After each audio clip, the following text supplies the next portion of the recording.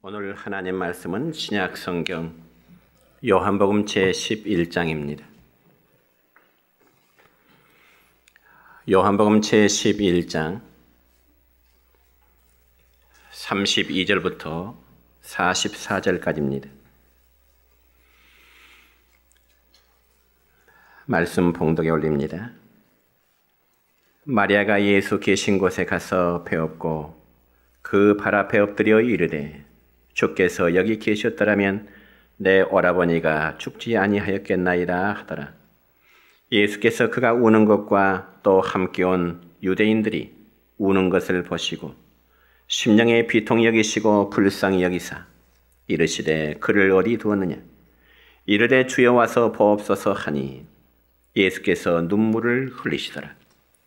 이에 유대인들이 말하되 보라 그를 얼마나 사랑하셨는가 하며 그중 어떤 이는 말하되 맹인의 눈을 뜨게 한 이 사람이 그 사람은 죽지 않게 할 수 없었더냐 하더라.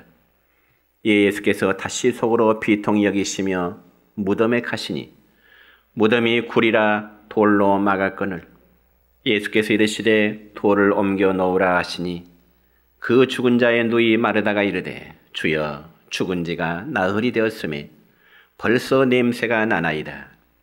예수께서 이르시되 내 말이 내가 믿으면 하나님의 영광을 보리라 하지 아니하였느냐 하시니 돌을 옮겨 놓으니 예수께서 눈을 들어 우러러 보시고 이르시되 아버지여 내 말을 들으신 것을 감사하나이다. 항상 내 말을 들으시는 줄을 내가 알았나이다. 그러나 이 말씀 하옵는 것은 둘러선 무리를 위함이니 곧 아버지께서 나를 보내신 것을 그들로 믿게 하려 함이니이다. 이 말씀을 하시고 큰 소리로 나사로야 나오라 부르시니 죽은 자가 수족을 배로 동인 채로 나오는데 그 얼굴은 수건에 쌓였더라. 예수께서 이르시되 풀어놓아 다니게 하라 하시니라. 아멘. 사랑과 축복의 메시지 나눕니다. 사랑하고 축복합니다. 사랑하고 축복합니다. 감사합니다. 오늘은 신약성경 요한복음 11장 32절부터 44절에 있는 말씀을 중심해서 하나님의 영광을 보리라고 하는 제목으로 말씀을 선포하고자 합니다. 여러분, 어떤 사람이 등산하다가 거의 정상에 이르렀을 때 그만 발을 잘못 디딘 바람에 벼랑 아래로 굴러 떨어지게 되었습니다. 그런데 다행히도 그는 밑으로 굴러떨어지는 도중에 작은 나뭇가지 하나를 붙들게 되었습니다. 그렇지만 위로는 하늘이요 아래로는 아찔한 이제 바위뿐이었습니다. 그래서 그는 그 나뭇가지를 붙들고 매달려 있었지만은 주위에는 아무도 없었습니다. 그리고 시간이 흐를수록 점점 어깨에는 힘이 빠져 들어가고 있는 것입니다. 그리고 이제 그 힘도 얼마 가지 못하여 금방 떨어질 것만 같은 그러한 위기의 순간이었습니다. 그래서 그는 무작정 하나님의 이름을 불렀습니다. 그렇지만 그 산에는 아무런 대답이 없습니다. 그래서 다시 한번 목이 터져라고 한번 외칩니다. 하나님, 당신이 정말 살아계신다면 나를 좀 구해주세요. 그러면 앞으로 당신을 잘 믿고 살 것을 약속할게요.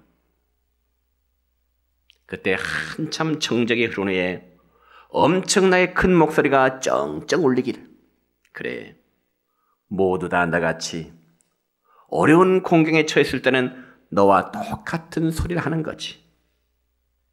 그런 음성이 들려왔습니다. 그래서 그는 다시금 나무에 붙들리면서 애원하기를 하나님, 아니에요. 더욱 간절히 매달려 소리를 지릅니다. 저는 다른 사람들 같지 않다고요. 보세요. 저는 직접 하나님의 음성 목소리를 듣고 이제 다음에 벌써 믿기 시작한 걸 모르시나요? 그래서 하나님 어서 저를 좀 살려주세요. 저를 좀 살 길을 열어주세요. 그러자 하나님이 그에게 말씀하시기를 좋다. 그러면 내가 너를 구해줄 테니 이제부터는 내가 시키는 대로 할 수 있겠니? 하나님의 음성이 그에게 들려옵니다. 그자 나무에 매달린 그 사람은 예, 좋아요 하나님. 하나님이 나를 살려주시기만 한다면 어떤 말씀이든지 제가 하나님 순종할게요. 잠시 후 하나님의 음성이 또 들리기를 그러면 네가 지금 붙잡고 있는 그 나뭇가지를 놓아라. 지금 붙들고 있는 그 나뭇가지를 놓아라. 여러분, 정말 간신히 나뭇가지를 붙들며 떨고 있는 그 사람에게 하나님께서 그 손을 놓으라 그렇게 말씀하시네요. 그때 그 사람이 뭐라고 답변할까요? 하나님, 내가 미쳤어요? 지금 손을 놓게. 그 사람이 생각할 때는 손만 놓으면 저 낭떠러지 밑으로 떨어질 수밖에 없는 것이 너무나 사실이에요. 그런데 하나님이 손을 놓으라고 말씀하시네요. 하나님, 내가 미쳤어요? 여러분, 이 이야기 속에서 여러분이 느끼는 바는 무엇이라고 생각하십니까? 여러분, 우리가 믿는다는 것과 순종이라는 것이 이렇게 커다란 차이가 있다는 것을 우리가 알 수가 있습니다. 여러분, 방금 이야기 속에서 나뭇가지를 붙들고 생명을 유지하고 있는 그가 정말 하나님을 믿는다면, 하나님이 하시는 그 말씀을 믿는다면, 하나님이 그 나뭇가지를 놓으라고 하실 때 당연히 놓아야 하는 것이 바로 순종하는 모습입니다. 그런데 하나님의 존재하심에 대해서는 믿는다고 하면서도 정작 그분의 말씀에 대해서 순종하지 않는다면 그런 자를 가리켜서 믿음의 사람이라고 혹은 신앙의 사람이라고 말할 수는 없는 것입니다. 그와 마찬가지로 오늘 우리 주변에 보면은 이런 종류의 신앙인들이 참 많습니다. 분명히 하나님이 살아계신다는 그 사실에 대해서는 믿습니다. 그러나 그분의 말씀을 순종하려는 삶은 살지를 않으려고 한다는 것입니다. 어쩜 믿음 없는 그러한 모습들이 저와 여러분의 모습이 아닌가를 한번 살펴보시길 바랍니다. 여러분, 오늘 본문 40절의 말씀에 보면 이런 말씀이 있습니다. 시작.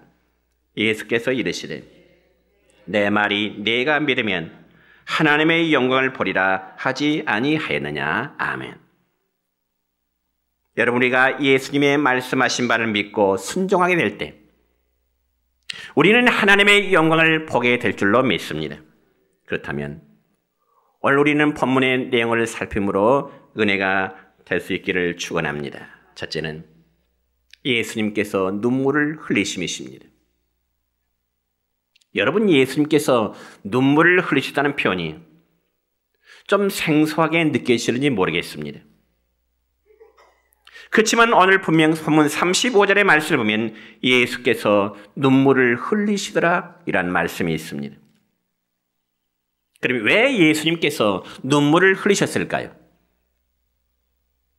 그에 대한 배경은 이렇습니다. 여러분, 예루살렘에서 약 5리쯤 떨어지는 곳에 베단이라는 동네가 있었습니다. 그리고 그 베단이라는 동네는 마르다와 마리아와 그리고 오빠인 나사로가 서로 의지하면서 살아가고 있는 가정이었습니다. 그런데 무슨 이유인지 오빠인 나사로가 병들어서 죽게 된 거죠. 그러니 오빠를 부모처럼 의지하며 살아왔던 두 여동생의 슬픔이 얼마나 컸겠습니까? 그래서 예수님은 그러한 소식을 듣고 베단이라는 동네로 가실 때 이미 마르다는 예수님께서 오신다는 소식을 듣고 문 밖에서 기다리고 있었습니다. 그리고 예수님이 도착할 때 본문 32절의 말씀 보면 마르다는 예수님을 보자마자 이렇게 말합니다. 어떻게 말할까요? 시작. 주께서 여기 계셨더라면 내 오라버니가 죽지 아니하였겠나이다. 여러분, 이 말은 예수님께서 빨리만 오셨더라도 오빠인 나사로가 죽지 않았을 것인데 지금은 우리 아빠가 죽었습니다. 그런 뜻이죠. 그러면서 그 두 자매는 마르다와 마리아는 슬픔의 감정을 억제할 수 없는 그러한 순간이었습니다. 그리고 그곳에는 많은 사람 역시 나사로의 죽음을 애통해하고 있었던 것입니다. 그래서 오늘 본문 33절로 35절까지의 말씀 보면 이렇게 기록되어 있습니다. 시작. 예수께서 그가 우는 것과 또 함께 온 유대인들이 우는 것을 보시고 심령에 비통히 여기시고 불쌍히 여기사 이르시되 그를 어디 두었느냐 이르되 주여 와서 보옵소서 하니 예수께서 눈물을 흘리시더라. 아멘. 그럼 여러분, 왜 예수님께서 눈물을 흘리셨을까요? 주변 사람들이 우니까 예수님은 덩달아 오셨을까요? 나사로의 죽음을 예수님이 조문하는 심정으로 애통해서 눈물을 흘리셨을까요? 그 이유에 대해서는 두 가지의 반응이 있습니다. 첫째는 오늘 본문 36절에 보니까 이렇게 기록됩니다. 시작. 유대인들이 말하되 보라 그를 얼마나 사랑하셨는가. 여러분, 지금 나사로의 죽음의 앞에서 많은 유대인들이 모이는데 그들이 생각할 때는 평소에 예수님께서 나사로를 너무나 사랑하셨기 때문에 나사로의 죽음 앞에 예수님도 눈물을 흘리시구나. 여러분, 우리가 신앙생활하면서 여러분과 저 개인이 천국이라는 소망을 분명히 가지고 있다 할지라도 사랑하는 이의 죽음 앞에서는 눈물이 나올 수밖에 없습니다. 사랑하는 배우자, 사랑하는 자녀들, 사랑하는 부모님들의 죽음 앞에서는 눈물을 흘릴 수밖에 없다는 것이죠. 왜냐하면 땅에서의 마지막 이별이라고 하는 그러한 감정 때문에 그렇습니다. 그래서 나사로의 죽음 앞에 오시는 예수님을 보고 유대인들은 저 예수님이 평소에 나사로를 너무나 사랑하셨구나. 사랑의 마음 때문에 예수님도 눈물을 흘리시구나. 그러한 반응을 보였고요. 그리고 두 번째 반응은 오늘 본문 37절의 말씀입니다. 시작. 그중 어떤 이는 말하되 맹인의 눈을 뜨게 한 이 사람이 그 사람은 죽지 않게 할 수 없었더냐 하더라. 이들은 예수님의 행위에 대해서 비웃는 자들입니다. 여러분, 예수님이 나사로의 죽음 앞에 눈물을 흘리시는 것을 좋게 여기는 유대인들은 예수님께서 나사로를 정말로 평소에 사랑했구나, 그런 긍정적인 마음으로 예수님의 눈물을 받아들였지만은 또 다른 유대인들은 예수님을 좋지 않게 생각하는 사람들입니다. 그러면서 말하기를 그렇게 울 것 같으면 진작 와서 나사로가 죽지 않도록 할 것이지.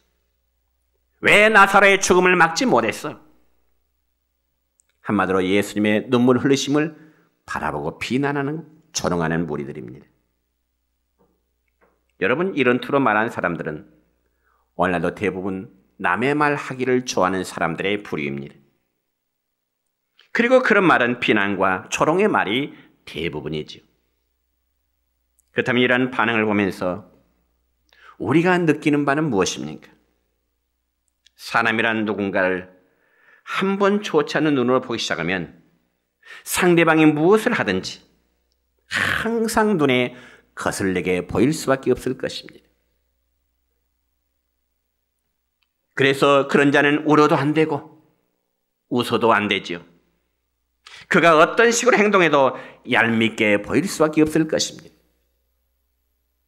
그러니까 나사로의 죽음 앞에 예수님의 눈물을 바라보면서 어떤 자는 정말 긍정적으로 예수님이 나사로를 너무너무 사랑했구나 하는 그런 마음을 좋게 여기는가 하면은, 예수님을 좋지 않게 여기는 유대인들은 바라볼 때 저 예수가 진즉 왔더라면 나사로가 죽지 않았을 것인데.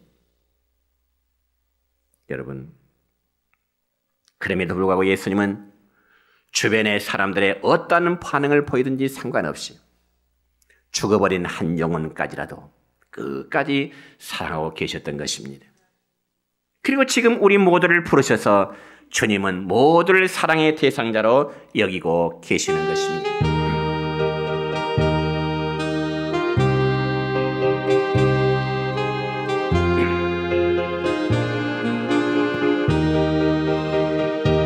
주님 나를 부르셨으니 주님 나를 부르셨으니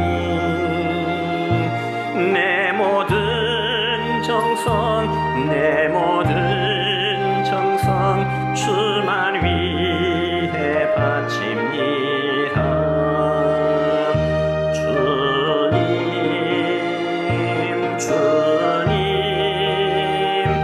나의 기도 들으사 영원토록 주님만을 사모하게 하옵소서. 주님 나를 사랑했으니 주님 나를 사랑했으니 이 몸 바쳐서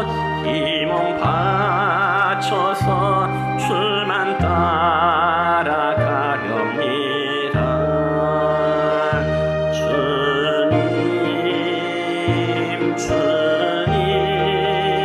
주님 나의 기도 들으사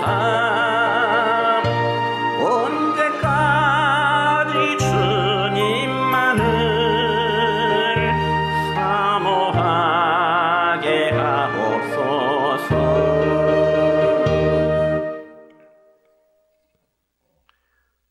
그러면 이미 죽어버린 나사로를 위해서 우리 주님이 하신 일이 무엇일까요? 두 번째는 돌을 옮겨 놓으라 그렇게 말씀하십니다. 여러분 본문 39절 첫 부분의 말씀을 보면 이렇습니다. 시작. 예수께서 이르시되 돌을 옮겨 놓으라 하시니 아멘. 나사로의 죽음 앞에 주님께서는 돌을 옮겨 놓으라 그렇게 말씀하시네요. 그러면 무슨 돌을 옮겨 놓으라 주님이 그렇게 말씀하실까요? 이는 당시 유대인들의 장례 문화를 알 수 있는데요. 예수님 당시 유대인들은 사람이 죽으면 자연적인 동굴이나 혹은 인공적으로 굴을 파서 그 안에 시신을 놓고요. 그 다음에 큰 돌로 무덤 입구를 막음으로 장례를 치르게 된 것입니다. 그래서 38절 끝부분의 말씀 보면 나사로의 무덤은 굴이었고 또한 돌로 막아져 있었다고 기록되어 있습니다. 그러므로 예수님께서 죽은 나사로를 찾아가 가장 먼저 하시는 말씀은 사람들에게 이르시기를 무덤을 막고 있는 그 큰 돌을 옮겨 놓으라 말씀하신 겁니다. 그러면 그때 나사로의 동생 마르다가 무엇이라고 말할까요? 오늘 본문 39절 하반절의 말씀입니다. 시작. 죽은 자의 누이 마르다가 이르되 주여 죽은 지가 나흘이 되었음에 벌써 냄새가 나나이다. 즉 이 말은 이미 끝났다는 겁니다. 무덤물 돌을 치워봐야 아무런 소용이 없다는 것입니다. 왜요? 냄새가 나기 때문에 그렇습니다. 여러분 생각해 보세요. 이스라엘은 위치상 중동 지역이기 때문에 1년에 약간의 우기 기간을 제하고는 1년 동안 거의 내에 여름철의 날씨로 봐야 됩니다. 그러니까 죽은 시신을 무덤에 매장한 지 나흘이라면 이미 시신이 부패하고 냄새가 날 수밖에 없습니다. 저는 제 나이 26살 때 맨 처음 이제 전도사 사역을 시작했는데요. 그때부터 저는 여러 차례 성도들의 장례를 직접 치렀습니다. 그래서 담임 목사님과 함께 성도들의 시신을 염하고 입관하는 것은 거의 담임 목사님과 전도사인 저의 몫이었습니다. 그리고 그 당시만 해도 장례식장에서의 장례가 아니라 주로 가정의 시신을 안치했다가 그리고 3일 만에 장례를 치르잖아요. 그런데 여름에는 특별히 그 입관시 초를록에서 관 내부 모서리에 촛물을 다 부어요. 그래서 혹시라도 시신이 부패해서 흘러내리지 않도록 초를 몇 개 녹여가지고 관 내부 모서리에 다 붓습니다. 그런데 어떤 경우는 여름이라서 시신이 부패해서 흘러내리는 경우들을 한두 번 경험한 적이 있습니다. 여러분, 그럴 경우에요, 냄새도 그 냄새보다 더 고약한 냄새는 아직 못 맡아봤습니다. 장례를 하는데요, 교인들은 상의 뒤를 따라오잖아요.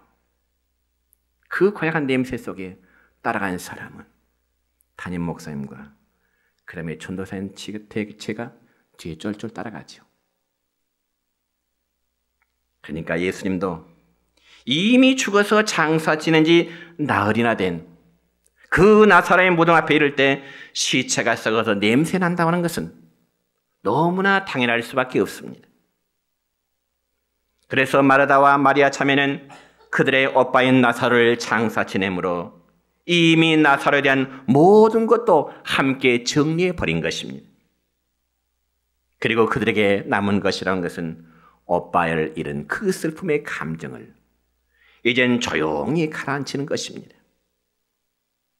그런데 예수님은 그 나사로의 무덤 앞에 이르셔서 그 무덤에 돌을 옮겨 놓으라 말씀하십니다.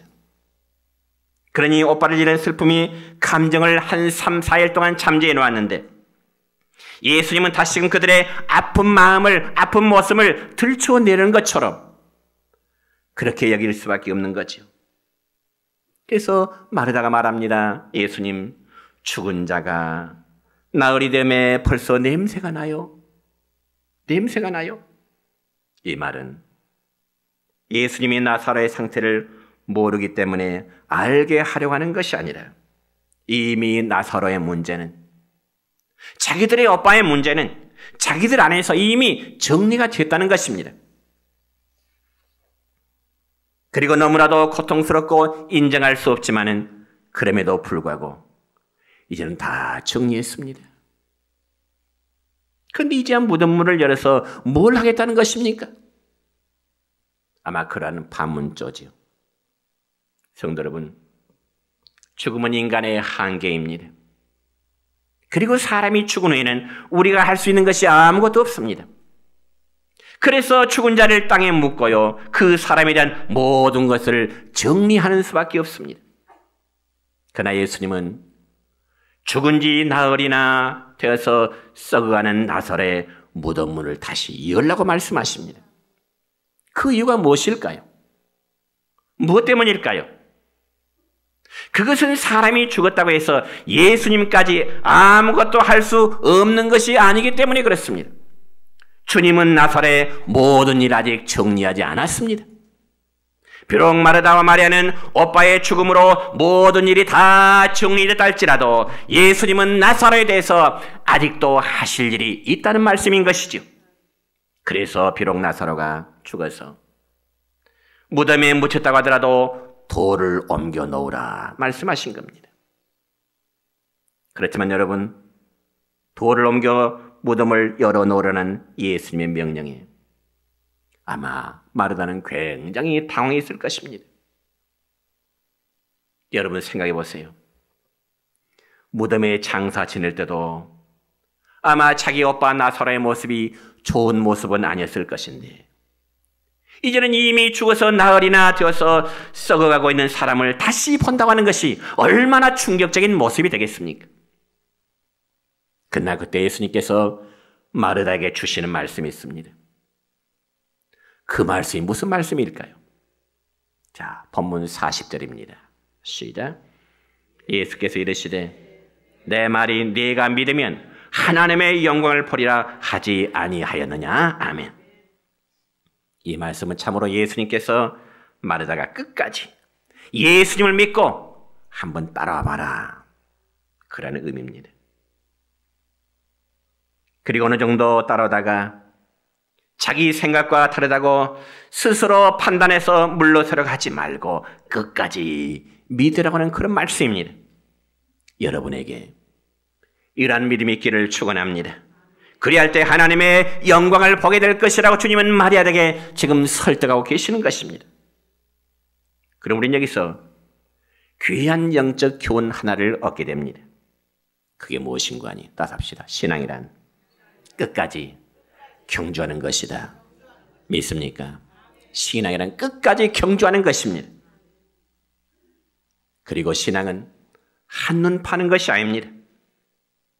그리고 신앙생활은 기분 따라 사는 것이 결코 역시 아닌 것입니다. 여러분, 우리가 어떤 음식을 먹더라도요, 어떤 음식이 깨물었을 때 쓴맛이라 할지라도 그 쓴맛이 씹으면 씹을수록 진한 맛을 느끼는 그런 경우들이 있습니다. 그와 마찬가지로 주님께서도 마리아에게 네 생각 수준에 머물지 말고 내 말을 믿어보라 말씀하십니다. 네 생각 수준에 머물지 말고 네 오빠의 시친이 죽어서 썩어 냄새난다고 거기에 머무르지 말고 네가 내 말을 믿으면 하나님의 영광을 보리라. 주님은 그렇게 말씀하십니다. 그렇지만 마리아의 생각은 여전히 이미 오빠가 죽었고 마음으로 다 정리되었고 장사 지는 지 나흘이 되었고 더 이상 아무런 소망이 없다는 겁니다. 그럼에도 예수님이 마르다에게 하신 말씀은 가능성이 없다는 말 같을지라도 네가 믿으면 하나님의 영광을 보리라고 말씀하십니다. 그래서 가능성이 없을 것 같은 돌을 옮겨 놓으라. 그럼에도 마르다 생각은 여전히 지금 돌을 옮겨 놓으면 아마 썩은 냄새가 진동할 것이라는 그 생각에 사로잡혀 있는 겁니다. 이게 바로 오늘날 많은 그리스도인이 가지고 있는 모순입니다. 여러분, 하나님의 존재하심을 믿고 예수님의 존재하심을 믿긴 하지만은 여전히 문제는 우리의 자아를 버리지 못한다는데 많은 신앙인들의 모순점이 있는 것입니다. 그래서 성경에는 이렇게 기록되었다 할지라도 자기의 주관, 자기의 생각, 자기의 경험을 앞세우려 한다는 것입니다. 그래서 인간적인 생각이 하나님의 말씀보다 더 앞서 나가고자 한다는 것이 오늘날 많은 신앙인들의 모순된 모습이다 그겁니다. 그 결과 우리는 하나님께서 하시고자 하는 그 일을 스스로 막아버리게 되는 것입니다. 성도 여러분, 다시 한번 기억해 보시기 바랍니다. 주여 죽은 지가 나흘이나 되매 냄새가 나나이다. 이 말은요, 더 이상 주님을 소망하지 못하겠다는 그런 의미입니다. 그러면서 계속 자포자기 상태에 머물러 있겠다는 것이죠. 그러나 주님은 분명히 40절에 말씀하십니다. 내 말이 네가 믿으면 하나님의 영광을 보라고 말씀하십니다. 그러면 과연 여러분, 하나님의 영광이란 구체적으로 무엇을 의미할까요? 그래서 바로 이제부터 주님께서 이 일하심을 보고 하나님의 영광이 드러나리라. 그래서 주님은 본문 43절에서 나사로를 향하여 큰 소리를 외치십니다. 뭐라고요? 나사로야, 나오라고요. 동생 마르다가 생각할 때는 죽어서 4일이 지났기 때문에 썩어 부패하고 냄새 나건만 주님은 큰 소리 외치시기를 나사로야, 나오라고요. 무덤을 향하여 선포하십니다. 여러분, 그게 가능할 일일까요? 그게 가능할 일일까요? 무덤에 묻힌 지 4일 됐잖아요. 썩어 냄새가 나잖아요. 그런데 예수님이 나사로야 나오라 말씀하신 그 일이 가능하겠냐고요. 그런데 본문 44절의 말씀 읽습니다. 시작. 죽은 자가 수족을 배로 통인 채로 나오는데 그 얼굴은 수건에 쌓였더라. 믿으십니까? 정말요? 믿으십니까? 아이고, 아직도 못 믿겠어요? 다시 한번 44절입니다. 시작. 죽은 자가 수족을 배로 통인 채로 나오는데 그 얼굴은 수건에 쌓였더라. 믿으십니까? 그러면 여러분, 죽은 자가 수족을 통인 채로 나왔다는 그 의미가 뭘까요? 살아났다는 것입니다. 믿으시기 바랍니다. 그리고 그러한 사건을 통해서 하나님께서 하시는 일을 보고 모든 사람들로 믿고 그 영광을 하나님께 돌리게 된 것입니다. 이제 말씀했습니다. 성도 여러분이요, 우리가 한번 믿음으로 시작했으면 끝까지 변함이 없어야 됩니다. 그래서 믿음의 생활 가운데 중간에 나타나는 결과가 아무리 이해되지 않고 때로는 실망스럽다고 하더라도 일단 기도하고 시작했다면 끝까지 흐트러짐이 없어야 되는 것입니다. 얼마 전에 기독교 TV 방송에서 한 목사님이 설교하는데요, 그 목사님의 설교 내용 중에 제 마음에 와닿는 한 말씀이 있었습니다. 그 말씀이 무엇인가 하니, 우리의 믿음은 90%가 참고 기다리는 것으로 되어 있습니다 하는 내용이었습니다. 여러분 동감하십니까? 그 목사님의 설교 한마디 굉장히 제 마음에 감동이 되었습니다. 은혜가 되었어요. 우리의 믿음은 90%가 참고 기다리는 것이다. 사랑하는 성도 여러분이요, 믿음의 생활을 여러분 너무 성급하게 생각하지 마시기 바랍니다. 말씀을 믿고 참아 기다리면 하나님께 영광이 될 것입니다. 이라는 은혜가 여러분이 함께 하시기를 주님의 이름으로 축원합니다.